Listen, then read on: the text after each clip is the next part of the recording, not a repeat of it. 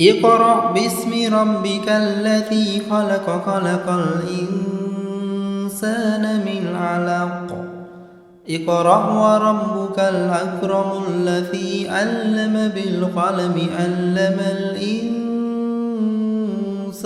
ما لم يعلم كلا